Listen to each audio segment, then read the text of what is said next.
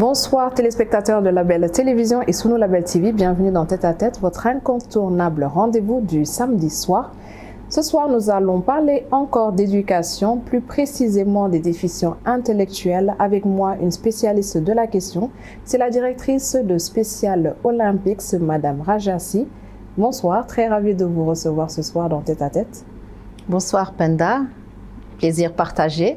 Je voudrais tout d'abord vous remercier de m'avoir invité sur votre plateau de Tête à Tête et de pouvoir échanger avec vous sur la déficience intellectuelle, et remercier également Suno Label TV qui nous fait vraiment une part belle puisque c'est notre deuxième invitation à un plateau télé de Suno Label. Merci à vous. Je vais vous demander de vous présenter à tous ceux qui nous suivent ce soir. Alors, je suis Raja Djourissi, je suis la directrice nationale de Special Olympics Sénégal. J'ai 3 enfants, dont l'aînée, qui est aujourd'hui une jeune femme, a une trisomie 21. Et je me suis engagée dans la prise en charge et des personnes à intelligence spéciale, comme nous les appelons aujourd'hui depuis de longues années déjà, grâce justement à ma fille qui m'a amenée dans le milieu. C'est elle qui vous a carrément fait... C'est elle qui m'a fait adhérer à Special Olympics, connaître Special Olympics d'abord et ensuite militer en tant que parent et ensuite progressivement en étant volontaire et de devenir, suivant les années, secrétaire générale, puis directrice nationale de Special Olympics au Sénégal. Et ce que je voudrais dire également, c'est que toutes ces fonctions que j'ai eu à exercer au sein de Special Olympics ont été des fonctions de bénévolat. Donc c'est vrai que j'ai le titre de directrice, mais je suis une directrice bénévole. Et ça fait combien d'années que ça... J'ai rejoint Special Olympics depuis 2004. 2004. Et voilà. Avant ça, vous faisiez quoi? Avant ça, parallèlement, j'ai eu une vie professionnelle. Quand même, j'ai été directrice financière d'une société de la place au Sénégal pendant pratiquement plus de 20 ans. Et il y a 3 ans, j'ai décidé de décrocher, de demander un départ pour pouvoir me consacrer entièrement à Special Olympics. D'accord. Pour en revenir un peu plus dans votre histoire, votre fille, vous dites, a cette trisomie 21. Quel a été le déclic justement ensuite, suite à sa, si je peux dire comme ça, son évolution peut-être, qui vous est poussé à vous lancer chez Special Olympics? Alors, ce que je peux dire, c'est que nous avons eu beaucoup de chance avec ma fille, parce que ce n'est pas une trisomie qui est vraiment très lourde à gérer. C'était relativement facile, je dirais bien facile entre guillemets. Bien entendu, on a eu des difficultés, hein, comme tout parent qui est confronté à un enfant à intelligence spéciale. Tout d'abord concernant la scolarisation, et je peux dire qu'on a eu beaucoup de chance parce que on a contacté une institutrice à l'époque qui était dans le préscolaire et qui tout de suite a accepté de la prendre à l'âge de 18 mois. C'était ici au Sénégal? C'était ici au Sénégal, à l'âge de 18 mois, de la prendre comme une élève, comme toutes les autres élèves. Et elle avait un traitement un petit peu particulier, c'est tout, parce qu'elle n'était pas encore propre, elle ne se déplaçait pas. Et après ça, on a continué également avec une autre école qui a accepté de la prendre, toujours dans le cursus scolaire normal, jusqu'à l'âge de 7 ans, où quand même on a dû se rendre compte à l'évidence qu'il lui fallait peut-être une scolarisation beaucoup plus spécialisée. Et donc nous l'avons mise dans une classe spécialisée où elle est restée jusqu'à l'âge de 15 ans, et à l'âge de 15-16 ans, nous l'avons dirigée vers une formation professionnelle. Toujours ici? Toujours au Sénégal. Parce que très souvent, on entend que les parents ensuite amènent leurs enfants à l'étranger pour un suivi beaucoup plus encadré. Oui, elle a été victime le plus jeune âge par ses camarades scolaires ou non, parce que dès l'environnement familial, elle a été traitée comme ses autres frères et sœurs. Donc, elle était habituée à se mouvoir dans un environnement inclusif. À l'école aussi, elle a eu la chance d'être dans un environnement inclusif, parce que c'était un préscolaire classique, donc avec des enfants dits normaux. Et lorsqu'elle était dans la classe spécialisée, c'était une classe spécialisée au sein d'une école classique. Donc ça a beaucoup joué, ça a beaucoup aidé et facilité. Et la formation professionnelle également, ça a été dans un environnement inclusif également. Donc pour vous dire que, c'est pour ça que j'ai dit que nous avons eu beaucoup de chance, mais ce n'est pas toujours le cas, parce que nous avons pu la mettre dans des écoles privées. Toutes ces écoles-là que je cite, ce sont des écoles privées donc, qui l'ont accueillie. Donc nous avons pu la mettre dans ces écoles privées. Mais de manière générale, les parents ont beaucoup de difficultés. Donc face à ça, j'ai voulu redonner ce que j'ai pu avoir facilement, recevoir facilement, et donc contribuer, comme tant d'autres, donc à l'épanouissement de ces enfants à intelligence spéciale. Du coup, quelle est l'histoire de Special Olympics? Vous l'avez trouvé sur place, c'était déjà établi, ou vous avez participé au lancement de ce projet? Alors, quand j'ai rejoint Special Olympics existait déjà, puisqu'elle a été créée, mise en place au Sénégal en 1990. Et moi, j'ai connu Special Olympics en 2004. D'accord. Donc, à cette époque, malheureusement, il y avait eu plusieurs hauts et bas. Et donc, c'était une période où Special Olympics était un peu en léthargie et risquait de perdre ce qu'on appelle son accréditation par rapport. Parce que Special Olympics, ce que je n'ai pas dit, c'est une organisation internationale qui est née donc aux États-Unis en 1968 par la famille Kennedy. Voilà. Et donc, elle est arrivée au Sénégal en 90. Et donc, en 2006, l'organisation existait déjà, mais elle avait des difficultés. Et moi, j'ai rejoint en tant que parent volontaire. Il y avait à l'époque la présidente qui était Madame Lala Aïcha Diop et le coach sportif qui était Madame Bambaké, qui m'ont vraiment très bien accueilli au sein de leur équipe. Et progressivement, ils m'ont demandé donc de les aider, de les accompagner, de les appuyer pour tout ce qui était administratif. Et c'est ainsi que, de parent bénévole, je suis devenue un peu une secrétaire générale sans en avoir le titre. Et donc, on a cheminé ensemble, on a travaillé ensemble jusqu'à mettre en place un autre conseil d'administration pour relancer l'association. Et dans ce nouveau conseil d'administration, j'ai eu le poste officiellement de secrétaire général. Madame Bambaké est devenue directeur national à l'époque, et Madame Lala Aïcha Diop a rejoint le conseil d'administration en tant que représentante des parents. Quelques années après, Madame Bambaké ayant d'autres obligations professionnelles, il a souhaité que je le remplace au poste de directeur national. Donc c'est ainsi que je suis devenue directrice nationale en 2011. En 2011. Par rapport à Special Olympics toujours, quel était l'effectif quand vous êtes arrivé au départ et aujourd'hui? Combien d'enfants avez-vous accueillis jusque-là? Alors, globalement, aujourd'hui, nous avons un effectif de plus de 3500 jeunes. Et en 2004, il y en avait 6. 6 en 2004. On avait un seul site d'entraînement qui était le stade Léopold Sédar Senghor.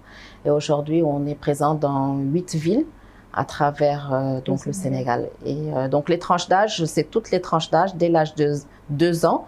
On a un programme pour les tout petits qui s'appelle le programme Young Athlete ou Jeunes Athlètes à partir de l'âge de 2 ans, de 2 ans à 7 ans, où on a des activités spécifiques qui sont donc adressées à cette tranche d'âge-là pour les préparer justement aux activités sportives, développer leur motricité et les préparer vraiment de manière inclusive, parce que ce programme Young Athlete n'est pas réservé aux jeunes à intelligence spéciale, mais c'est un programme inclusif où nous avons des jeunes avec et sans déficience intellectuelle qui y participent. D'accord. Du coup, je vais rebondir. Quel est le but et la mission de Special Olympics? Alors, la mission de Special Olympics est de fournir je vous donne la mission telle qu'elle a été rédigée, et de fournir des entraînements et des compétitions dans des sports de type olympique à des adultes, enfants et adolescents ayant une déficience intellectuelle. Mais progressivement, donc, cette mission s'est élargie à d'autres activités, puisque quand on parle de sport, on parle forcément de santé, parce que quand on n'est pas en bonne santé, on ne peut pas faire du sport. Donc du coup, on a élargi nos activités au volet médical, avec des consultations médicales gratuites de dépistage, et également un programme de santé communautaire. Puis les athlètes nous appelons nos jeunes des athlètes. Ce sont des sportifs à la base, donc nous les appelons des athlètes pour les valoriser. Et donc, les athlètes, à partir d'un certain âge, ils font du sport, ils gagnent des médailles, ils voient qu'ils ont des aptitudes, leurs parents voient qu'ils ont des aptitudes. Donc, on a développé un autre programme pour ceux qui atteignent l'âge de 16 ans, qui s'appelle le programme de leadership. Où dans ce programme, donc, nous les formons à être des porte-parole, à parler en public, à défendre leurs droits, à faire entendre leur voix en quelque sorte. Quelles sont vos valeurs chez Special Olympics? Alors, nos valeurs, on le résume un peu en JRICAP, qui est la joie, pour le J, l'inclusion, la responsabilisation, le courage, l'authenticité, la persévérance. La persévérance. Oui. Vous êtes une association, du coup, vous êtes une association à but non lucratif? À but non lucratif, oui. Qui vous accompagne? L'État, des structures privées? Alors, vous avez de l'accompagnement? C'est une très bonne question parce que qui nous accompagne, nous travaillons avec plusieurs structures. Bien entendu, nous sommes au Sénégal, donc nous sommes accompagnés par l'État du Sénégal, certains ministères. Notre ministère de tutelle, c'est le ministère des Sports, qui nous accompagne essentiellement, je dirais, lorsque nous avons des compétitions internationales. Nous travaillons également avec le ministère de la Santé et de l'Action sociale, avec lequel nous avons signé une convention de partenariat. La première convention a été signée en 2014 et elle a été renouvelée en mai 2022 lorsque nous avons organisé un atelier de capitalisation de l'expérience de Special Olympics. Nous sommes en contact également avec le ministère de la Femme, de la Famille, de l'Enfant et le ministère de la jeunesse.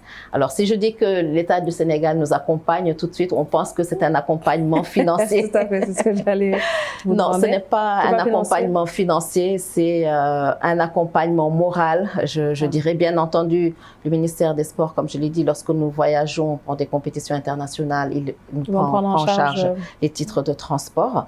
Le ministère de la Santé nous facilite également l'accès dans les hôpitaux.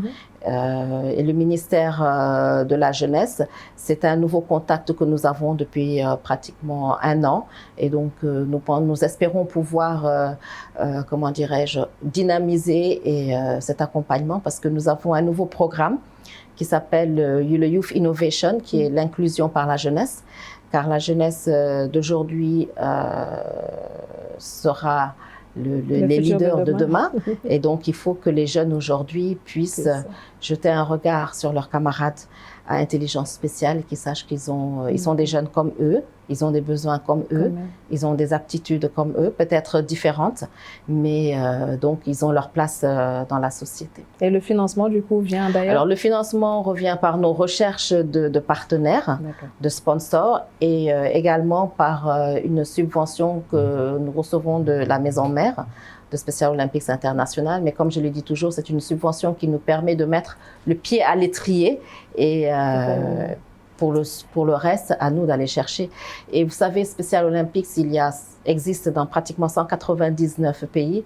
Donc, il est difficile pour la maison mère de pouvoir soutenir pratiquement tous les pays 199 pays. Donc, la règle est de dire, on vous donne une subvention, vous commencez avec ça, et ensuite, dans chacun des pays, par exemple au Sénégal, nous avons des sociétés, nous avons des hommes d'affaires, nous avons des personnalités qui peuvent contribuer donc à la prise en charge de cette cible particulière.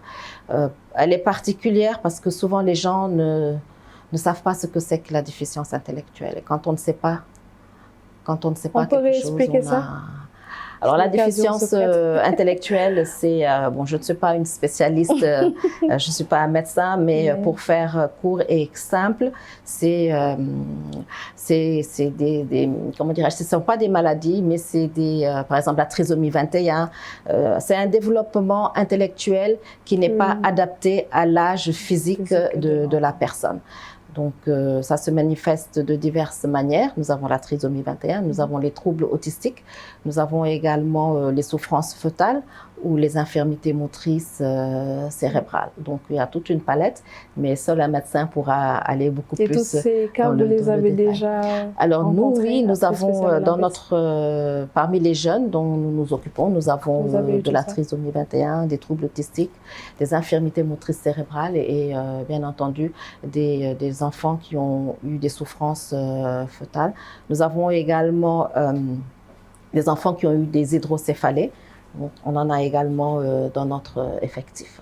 Quant à leur intégration, ça se passe comme une école normale? C'est 9 mois sur 12? Ça se passe comment? Alors, nous ne sommes pas une école. Vous n'êtes pas une école? Nous ne sommes pas une école. Les activités sportives? On fait des activités sportives. Ils viennent tous les jours ou Non, on les voit une fois, voire 2 fois par semaine.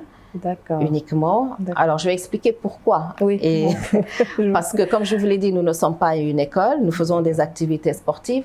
Et comme j'aime à le dire, nous sommes des sans domicile fixe. C'est-à-dire que nous occupons les stades qu'on nous met à disposition, donc via justement le ministère des Sports.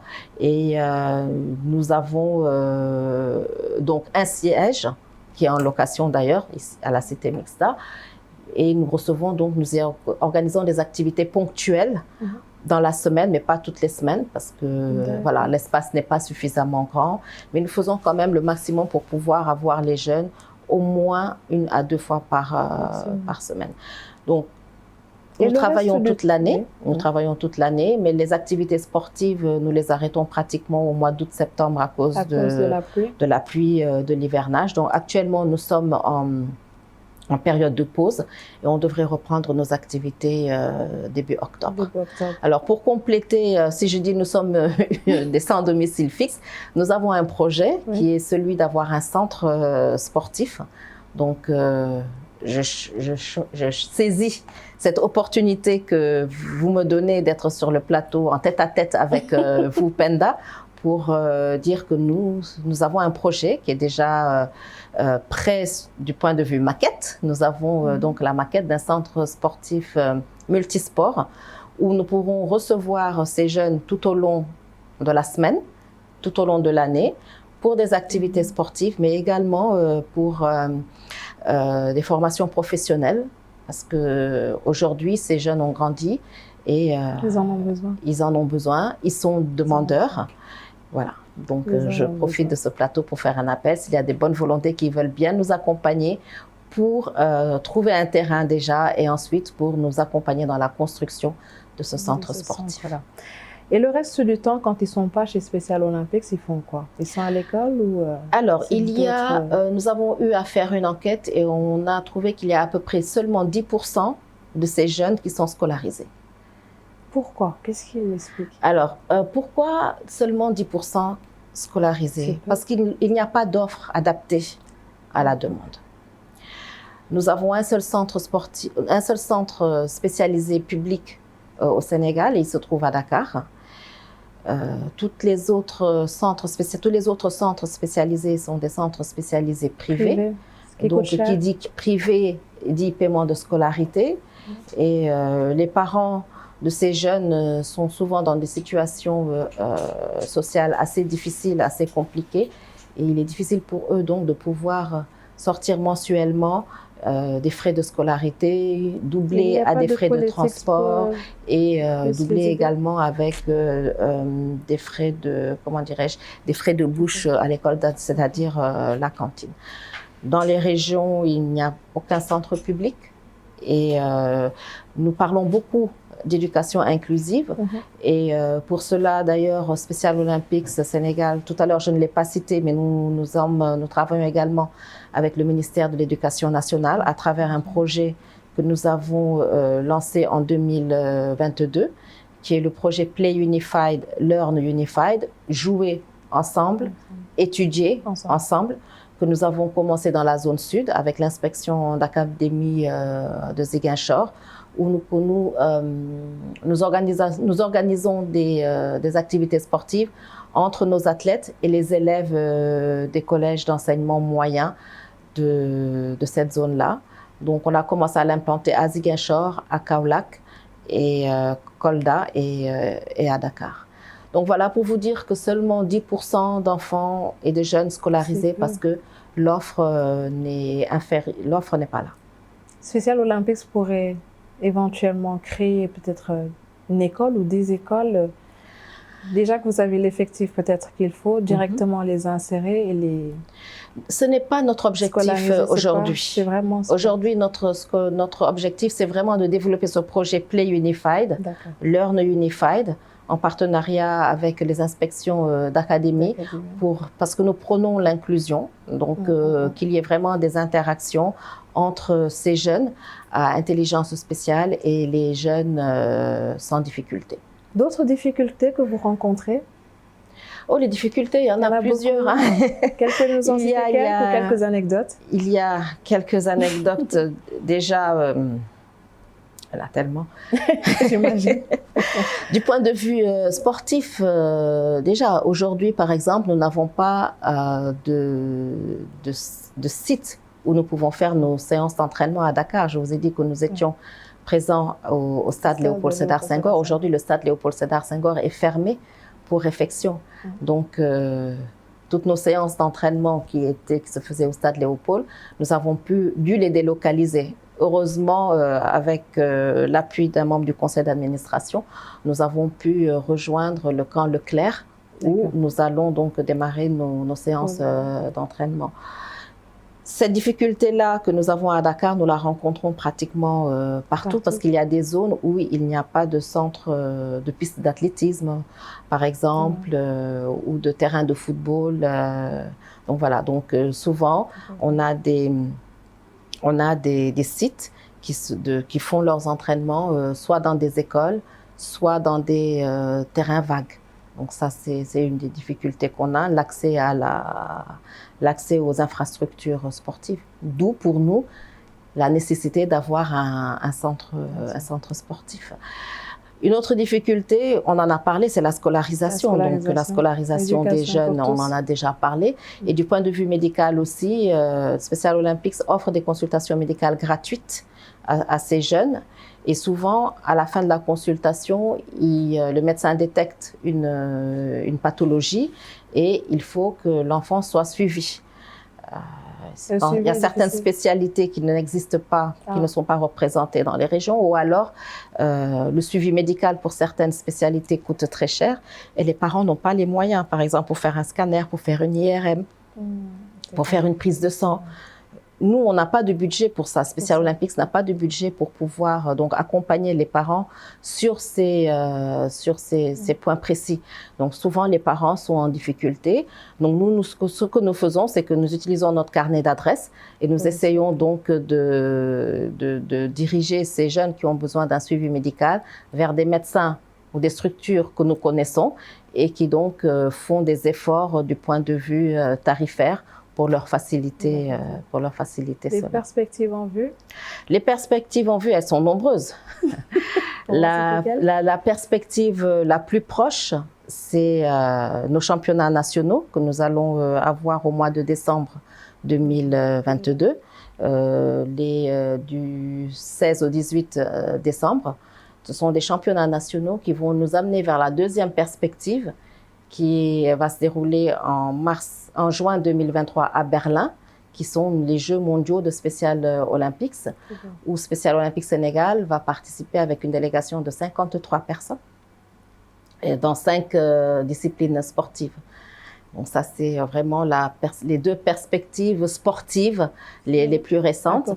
Et depuis que nous avons eu notre atelier de capitalisation au mois de mai 2022, nous sommes en train de travailler sur la mise en place de notre plan stratégique 2023-2025. Donc 2023 va vraiment démarrer avec un plan bien structuré, et des objectifs, un budget bien ficelé pour nos activités donc, qui vont se dérouler jusqu'en 2025. Votre mot de la fin, Madame Sy? Alors, le mot de la fin, c'est déjà vous remercier et puis j'aurais peut-être 2 mots de la fin. Faire un appel aux parents pour leur dire que lorsqu'ils ont un enfant à intelligence spéciale, qu'ils ne se découragent pas. Ce sont des enfants qui sont vraiment merveilleux, qui donnent beaucoup de bonheur, beaucoup de satisfaction, qui sont très affectueux et que nous, Special Olympics, nous sommes là pour eux.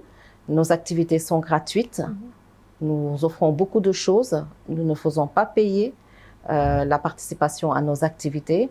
Donc, ils peuvent prendre contact avec nous via Sunu Label TV ou via notre page Facebook. Donc, nous sommes là pour eux, nous sommes là pour les enfants. Et le deuxième appel, c'est un appel à toutes les bonnes volontés qui veulent bien appuyer Special Olympics pour qu'ils puissent dérouler toutes ces activités. Parce que, comme je viens de le dire, nos activités sont gratuites et nous en avons tout au long de l'année. Nous n'avons pratiquement jamais de répit. Du lundi au dimanche, nous sommes sur le terrain. Et bien entendu, par rapport à notre centre sportif multisport également, nous faisons un appel pour les bonnes volontés qui seraient prêtes à nous accompagner sur ce projet. Merci beaucoup, c'était un plaisir de vous recevoir. Merci Penda. Et je vous souhaite une bonne continuation. Merci, c'est un plaisir partagé. Merci à vous. Merci à tous de nous avoir suivis. Je vous donne rendez-vous prochainement pour un autre tête-à-tête. Quant à l'intégralité de l'émission, vous pouvez la suivre sur toutes nos plateformes digitales et sur le site www.labeltelevision.com. À très bientôt.